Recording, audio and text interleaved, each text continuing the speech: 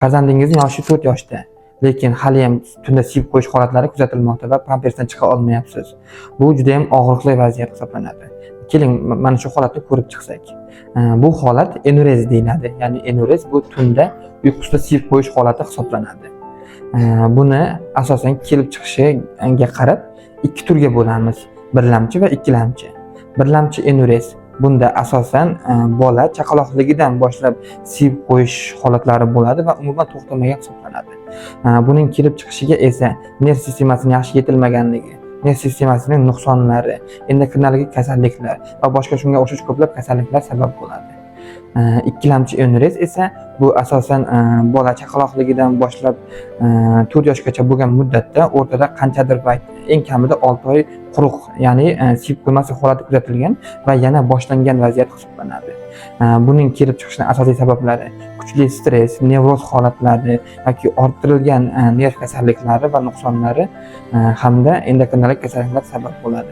Enurezga diagnoz qo'yish uchun asosan birinchi o'rinda jonli tekshiruv, anamnez yig'ish va shunga o'xshash tekshiruvlar, bundan tashqari siydik yo'llari infeksiyalari uchun siydik tahlillari, ultratovush tekshiruvlari, gormonal va qon tahlillari kerak bo'ladi. Nerv sistemasidagi o'zgarishlarni aniqlash uchun esa MRT, EEG tekshiruvlari va NMG tekshiruvlari, shunga o'xshash bir necha tekshiruvlar kerak bo'ladi. Enurezni davolashda esa asosan mana shu kelib chiqqan sabablar va tekshiruvlarda kelib chiqqan o'zgarishlarga qarab davolanadi.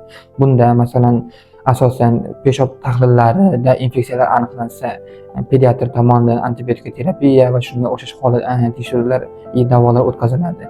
Nerv sistemasida o'zgarishlar bor bo'lsa esa, nerv sistemasini tiklash uchun qaratilgan davo usullari kerak bo'ladi. Bundan tashqari esa psixologik korreksiya, ya'ni bolada nevroz holatlarida, asabiylik, stress holatlarida aynan psixologik korreksiya juda ham katta rol o'ynaydi. Enurezni davolashda alohida o'rin tutadigan holatlardan esa asosan rejim, ya'ni nima, bolani bir xil rejimga solish, ya'ni uyqusi rejimlarini to'g'irlash kerak. Bundan tashqari parhez, ya'ni suvni ko'p iste'mol qilishga majbur qiladigan yog'li, sho'r, achchiq, shirin taomlardan cheklash kerak hisoblanadi.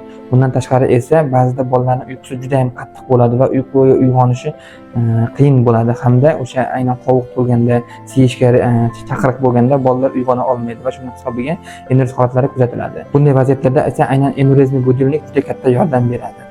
Agar farzandlaringizda shunday shikoyatlar bo'lsa, pastdagi raqamlarga murojaat qiling va bizni kuzatishda davom eting.